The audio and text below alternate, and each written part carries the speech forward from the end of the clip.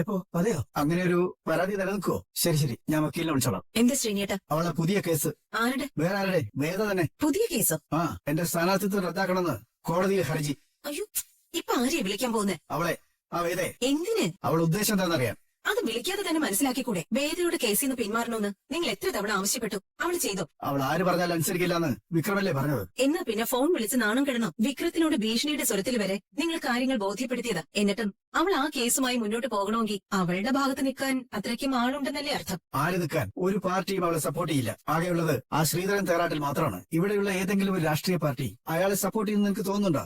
ആരും സപ്പോർട്ട് ഇല്ലാത്ത ഒരാളെയാണോ നമ്മൾ ഇത്രയും പേടിക്കുന്നത്? അയാളുടെ കളികൾ മുഴുവൻ കോടതി മുഖേനയാണ്. മാർക്കറ്റിലെ കേസ് കോടതിയിൽ വീണ്ടും കുത്തിപ്പൊക്കാനാണ് അയാളുടെ ശ്രമം. അതിന്റെ പശ്ചാത്തലത്തിലാണ് സ്ഥാനാർത്ഥിത്വം റദ്ദ് ചെയ്യണമെന്ന് അയാൾ വേദ മുഖേന അപേക്ഷ കൊടുത്തിട്ടുള്ളത്. അതിന് സാധിക്കില്ലെന്നല്ലേ നിങ്ങൾ പറഞ്ഞത്? കോടതി അത് നേരിട്ട് ചെയ്യാൻ പോകുന്നില്ല. പക്ഷേ ഇലക്ഷന് മുമ്പ് ആ കേസ് ലൈവായി നിർത്താനുള്ള ശ്രമമാണ് അയാളത്. ഇപ്പോ നമുക്ക് കിട്ടുന്ന ഉറപ്പുള്ള വോട്ടുകൾ നമ്മൾ ഇന്ന് ചോർത്താനുള്ള മാർഗം. അപ്പോ പകരം നിങ്ങൾ അയാളുടെ വക്കീലായ വേദയെ വിളിച്ച് സംസാരിച്ചതുകൊണ്ട് എന്താ ഗുണം? വിളിക്കാ. ഓ സാറേ, ആ വിക്രത്തിനോട് ഇങ്ങോട്ട് വരാൻ പറ.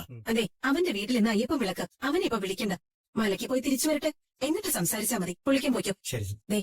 ആദ്യം ആ രാമകൃഷ്ണൻ വക്കീൽ നിന്ന് വിളിക്കും. അയാളാവുമ്പോ ഏത് തലതിരിഞ്ഞ വഴിയിലൂടെ പോയാലും കേസിൽ നിന്ന് ഊരിപ്പോരും. തെരഞ്ഞെടുപ്പിന് മുൻപ് വ്യക്തിഹത്യ നടത്തി വോട്ട് തിരിക്കാനുള്ള രാഷ്ട്രീയ നാടകമാണിതെന്ന് സ്ഥാപിച്ചെടുത്ത വാർത്തയുടെ സ്വഭാവം മാറ്റിക്കൂടെ? നമ്മൾ അതായിരിക്കും ശ്രമിക്കുകയെന്ന് മുൻകൂട്ടി കണ്ടിട്ടായിരിക്കും അവർ ആ കേസ് ഫയൽ ചെയ്തിരിക്കുന്നത്. ഏതായാലും വക്കീലിനെ വിളിക്കാം, ബാക്കി പിന്നീട് ആലോചിക്കാം. ഹലോ, നീ എന്താ പേടിച്ചതുപോലെ നോക്കുന്നത്? ഞാൻ അന്യനൊന്നും അല്ലല്ലോ, നിന്റെ സഹോദരനല്ലേ? ഓ ആണോ? അങ്ങനെ ഒരു രക്തബന്ധത്തിന്റെ മഹിമയൊക്കെ നമ്മൾ തമ്മിലുണ്ടോ? എത്രയില്ലെന്ന് പറഞ്ഞാൽ അത് ഉണ്ടാവാതിരിക്കില്ലല്ലോ. ഇല്ല, നമ്മൾ തമ്മിൽ അങ്ങനെ യാതൊരു റിലേഷനും ഇല്ല. ഉള്ളത് രണ്ട് വ്യക്തികൾ തമ്മിലുള്ള കരാർ മാത്രമാണ്. അതും ഉഭയസമ്മത പ്രകാരം അല്ല. ഒരാളെ ഭയപ്പെടുത്തിയും ഇമോഷണലി സ്വാധീനിച്ചും അവരെ നേടിയെടുത്ത ഒരു കരാർ. സന്തോഷം. അവസാനം നീ എന്നെ പേടിച്ചൊന്ന് സമ്മതിച്ചല്ലോ, അത് മതി. വിക്രമോ മറ്റുള്ള ആരെങ്കിലും ഇവിടെ നിങ്ങൾ നിൽക്കുന്നത് കാണണ്ട. ഞാൻ ഇറങ്ങിപ്പോരുന്നതിന്റെ പിന്നിൽ നിങ്ങളുടെ സ്വാധീനം ഉണ്ടെന്ന് മനസ്സിലാക്കിയാൽ വിക്രം അതിന്റെ കാരണം അന്വേഷിക്കും. വിക്രമിന്റെ സ്വഭാവം അറിയാലോ. അയാളുടെ അച്ഛനോട് നിങ്ങളാണ് ഇങ്ങനെയൊക്കെ ചെയ്തതെന്ന് അറിഞ്ഞാൽ ഒട്ടും പുറത്തുനിന്ന് വരില്ല. നീ ഇപ്പോ തിരിച്ച് എന്നെ ഭീഷണിപ്പെടുത്തണം. ഞാൻ മുഖേന വിക്രത്തിന്റെ കുടുംബത്തിന് ഒരു പ്രശ്നം ഉണ്ടാവരുതെന്ന് കരുതിയിട്ടാ നിങ്ങൾ പറഞ്ഞതെല്ലാം ഞാൻ സമ്മതിച്ചത്. അത് നിങ്ങളായിട്ട് കുഴപ്പത്തിലാക്കണ്ട.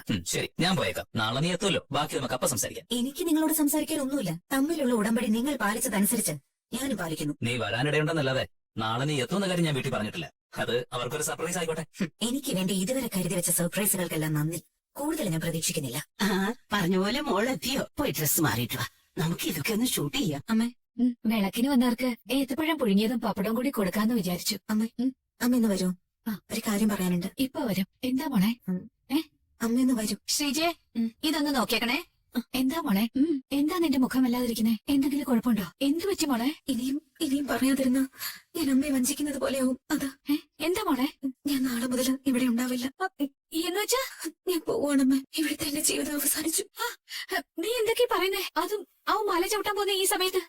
ഈ സമയത്ത് തന്നെയത് അമ്മയോട് ഞാൻ പറഞ്ഞില്ലെങ്കിൽ വലിയൊരു പാപം ചെയ്യുന്നത് പോലെ ആയിപ്പോ. മലയ്ക്ക് പോയി തിരിച്ചെത്തുമ്പോ ഞാൻ പുതിയൊരു പ്രശ്നം ഉണ്ടാക്കുകയാണെന്ന് വിചാരിക്കും. ഇത് ഞാൻ തീരുമാനിച്ചിട്ട് ദിവസങ്ങളായി. പക്ഷെ അമ്മ ഇങ്ങനെ ഒരു വഴിപാട് നടത്തുന്നതിനിടയിൽ ഞാൻ ഇറങ്ങിപ്പോകുന്നത് ശരിയല്ലെന്ന് തോന്നി. ഈ വിഷയം ഇപ്പൊ ഇവിടെ ആരും അറിയരുത്. എല്ലാം സാധാരണ പോലെ നടക്കട്ടെ. നീ ഈ വീട്ടിൽ വന്നിട്ടിപ്പോ 1 കൊല്ലം കഴിഞ്ഞു. നീ വന്നതിന് ശേഷം ഒരുപാട് തവണ വിക്രം ശ്രീനിവാസിന് വേണ്ടി പല കാര്യങ്ങളും ചെയ്തിട്ടുണ്ട്. പല കേസുകളിലും പെട്ടിട്ടുണ്ട്. അതിന്നൊക്കെ നീ ആ വിക്രമിനെ പുറത്തു കൊണ്ടുവരാൻ ശ്രമിച്ചിട്ടുള്ളത്. അതുകൊണ്ട് തന്നെ ശ്രീനിവാസന്റെ തെരഞ്ഞെടുപ്പിൽ പ്രവർത്തിക്കാൻ പോകുന്നെന്ന് പറഞ്ഞ് നീ ഇത് ചെയ്യില്ലെന്ന് എനിക്കറിയാം. മറ്റെന്തോ നിന്റെ ഉള്ളിലുണ്ട്, ഞങ്ങളോട് പറയാത്ത മറ്റെന്തോ കാരണം. ഈ 1 വർഷം തമ്മിൽ സ്നേഹിച്ചത് സത്യമാണെങ്കിൽ നീ എന്നോട് നുണ പറയരുത്. അല്ലെങ്കിൽ ഒരു പക്ഷെ നീ സ്നേഹിച്ചത് ഒരു നുണയായിരുന്നു എന്ന് എനിക്ക് തോന്നിപ്പോയാലോ മോളെ? അങ്ങനൊന്നും പറയില്ല അമ്മ. അമ്മേന്ന് ഞാൻ വിളിച്ചിട്ടുണ്ടെങ്കിൽ അത് അമ്മയായിട്ട് കരുതിയിട്ട് തന്നെയാ. എങ്കിൽ സത്യം പറ, ഇങ്ങനെ ഒരു തീരുമാനം എടുക്കാൻ എന്താ കാരണം? അമ്മ ഇനി എന്നോടൊന്നും ചോദിക്കരുത്. ഒരുപാട് തവണ പരാജയപ്പെട്ടതാ ഞാൻ. ഇനി എനിക്ക് വയ്യ. അത്ര എനിക്ക് പറയാൻ പറ്റും. മോളെ, എന്താ അമ്മേ? വിക്രം, ഒന്നിങ്ങി വന്നേ. ഇത് കേട്ടോ. എന്താ അമ്മയും മോനും കൂടി? എന്നോട് സത്യം പറയണം. എന്താ കാര്യം? വേദിയുമായി മോൻ എന്തെങ്കിലും പ്രശ്നമുണ്ടോ? ഇത് ഞാൻ കുറച്ച് ദിവസമായിട്ട് എന്നോട് ചോദിക്കുന്ന ചോദ്യം. ആ ശ്രീനിവാസന്റെ തെരഞ്ഞെടുപ്പിന്റെ കാര്യം എടുത്ത് തലയിൽ വെച്ചോണ്ടല്ലേ ഇപ്പൊ ഇതുണ്ടായി? അത് അവസാനിപ്പിക്കാൻ നിനക്ക് വയ്യല്ലേ? അമ്മയ്ക്ക് തോന്നുന്നുണ്ടോ അതാണ് യഥാർത്ഥ കാരണമെന്ന്? അതാണ് വേദ പറയുന്നത്. അവളുടെ ഉള്ളിൽ വേറെന്തോ ഇഷ്യൂ ഉണ്ടെന്നേ അവളത് പറയാത്തത്. എന്നുവെച്ചാ? ശ്രീനിവാസൻ സാറിന്റെ പേര് അവളൊരു മറയായിട്ട് ഉപയോഗിക്കുക. ഞാനൊന്ന് മലക്കി വിട്ട് തിരിച്ചു വരട്ടെ. ഇതിനൊരു പരിഹാരം അപ്പക്കാം. പക്ഷേ അപ്പോഴേക്കും ഈ വിഷയം ഇപ്പൊ ഇവിടെ ആരും അറിയരുത്. എല്ലാം സാധാരണ പോലെ എന്താ അമ്മേ പറയാൻ വന്നത്? ഒന്നുമില്ല. മോൻ പറഞ്ഞതാ ശരി. ആദ്യം നീ സമാധാനത്തോടെ മലയ്ക്ക് പോയിട്ട് വാ. ബാക്കിയെല്ലാം എന്നിട്ട് ആലോചിക്കാം. അയ്യപ്പസ്വാമി ഒരു വഴി കാണിക്കാതിരിക്കില്ല. ഫാക്ടറി അടച്ചോ ശ്രീജേച്ചി? എന്തിനാ നന്ദിനി കളിയാക്കുന്ന? ഇതൊരു ചെറിയ യൂണിറ്റാ. അതിനെ പേരൊക്കെ പരിഹസിക്കണോ?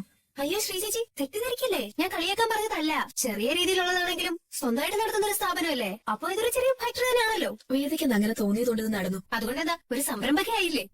ഞാൻ ഒരു കാര്യം പറയാനാ വന്നത്. ഈ വീട്ടിലെല്ലാവരെയും വേദ അവളാൽ കഴിയും പോലെ സഹായിച്ചിട്ടുണ്ട്. ശ്രീചേച്ചിക്ക് ഇങ്ങനെ ഒരു സ്ഥാപനം ശരിയാക്കി തന്നു. പണ്ടൊരിക്കല് വിശ്വന് ജോലി വാങ്ങിക്കൊടുത്ത്. എന്തിന്? അന്ന് ആ കുറുക്കമ്പനിയിലെ പണം നഷ്ടപ്പെടുന്നുള്ളൊരു ഘട്ടം വന്നപ്പോ ഞങ്ങൾക്കത് കളയാതെ നേടി തന്നതും വേദയാ. ഞാനതൊന്നും മറന്നിട്ടില്ല. എന്നിട്ട് നീ ഇത്രയും നാൾ വേദയ്ക്കിട്ട് പാറ പെടുന്നോണ്ടിരുന്ന അല്ലേ നന്ദിനി? ഞാൻ അങ്ങനെ മനഃപൂർവ്വം പാര പണിഞ്ഞിട്ടൊന്നും ഇല്ല ശ്രീചേച്ചി.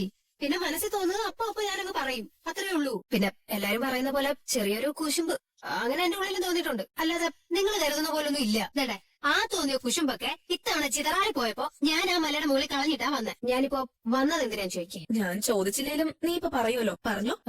ഇത്രയും കാലം വേദ നമ്മളെ സഹായിച്ചു, സ്നേഹിച്ചു. ഇപ്പൊ അവൾക്ക് നമ്മുടെ സ്നേഹവും സഹായവും ഒക്കെ വേണ്ട സമയമാ. പാവം 1-2 ദിവസമായിട്ട് ഞാൻ ശ്രദ്ധിക്കുന്നുണ്ട്. എപ്പോഴും ഒറ്റയ്ക്ക് എവിടെയെങ്കിലും പോയിരിക്കും. ചിലപ്പോഴൊക്കെ പാവം കരയുന്നുമുണ്ട്. എന്റെ ശ്രീചേച്ചി, അതിന്റെ കാരണം എന്താന്ന് കണ്ടുപിടിക്കണം. അതിന് ശ്രീചേച്ചി എന്നെ സഹായിക്കണം. എന്തിനു സഹായിക്കണം? അതിന്റെ കാരണം കണ്ടെത്തിയാ നമുക്കത് പരിഹരിക്കാലോ, അങ്ങനെ തിരിച്ച് സഹായിക്കാലോ.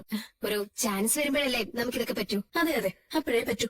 അതാണ്. അപ്പൊ ശ്രീചേച്ചി പോയി അതിന്റെ കാരണം ചോദിക്കേ. ഞാൻ ചോദിച്ച അവള് പറയത്തില്ല. അവൾ പോലും അറിയാതെ അവളുടെ പ്രശ്നം നമുക്ക് ശരിയാക്കി കൊടുക്കാം. എന്താ? നീ ഓന്നും തമ്മിൽ ഒരു വ്യത്യാസമില്ല നന്ദിനി. ഓന്നോ? ഞാനോ? മെനിഞ്ഞാന്നാണ് നീ അവൾ ഇതുവരെ ചെയ്ത നല്ല കാര്യങ്ങൾ മുഴുവൻ അവളുടെ ചില താല്പര്യങ്ങൾക്ക് വേണ്ടിയാണ് കുറ്റം പറഞ്ഞത്. ഇന്നിപ്പോ അത് മുഴുവൻ അവളുടെ നന്മയായി. തിരിച്ചവളെ സഹായിക്കാൻ മുട്ടിട്ട് നിനക്ക് ഇരിക്കാൻ പ്രതിയില്ലല്ലേ നന്ദിനി? ഞാൻ കാര്യമായിട്ടാ ശ്രീചേച്ചി. നിനക്കിപ്പോ അവളുടെ ഉള്ളിൽ ആരോടും പറയാത്ത വല്ല രഹസ്യം ഉണ്ടെങ്കിൽ അതറിയണം. അതല്ലേ കാര്യം.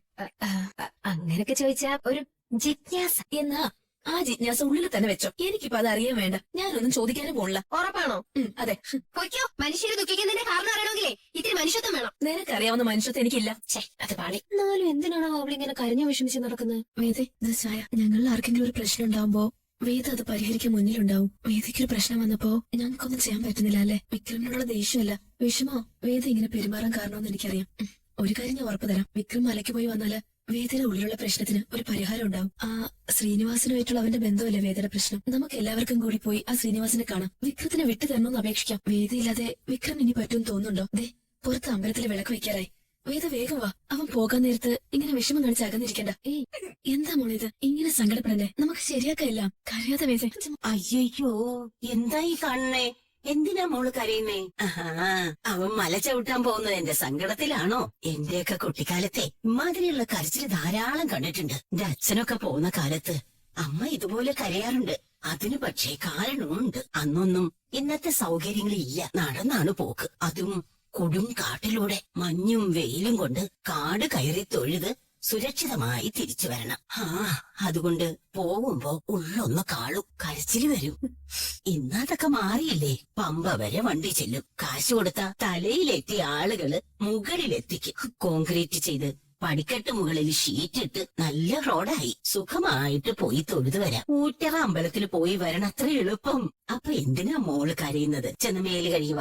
സന്തോഷത്തോടെ മനസ്സറിഞ്ഞ് പ്രാർത്ഥിച്ച് അവനെ പറഞ്ഞേക്ക്. പോയി തൊഴുതു വരുന്നതോടെ അവന്റെ എല്ലാ ദോഷങ്ങളും മാറട്ടെ എന്ന് അയ്യപ്പസ്വാമിയോട് അപേക്ഷിക്കും. ഞാൻ മേലെ എഴുതിയിട്ട് വരാം ശ്രീചേർത്ത്. വിക്രം സ്വാമി ഇങ്ങോട്ട് നീങ്ങി നിൽക്കൂ. കൂടെ പോകുന്നവരും ഇങ്ങോട്ട് നീങ്ങി നിന്നോളൂ. എല്ലാവരും വന്നല്ലോ. വേദ എവിടെ? വേദ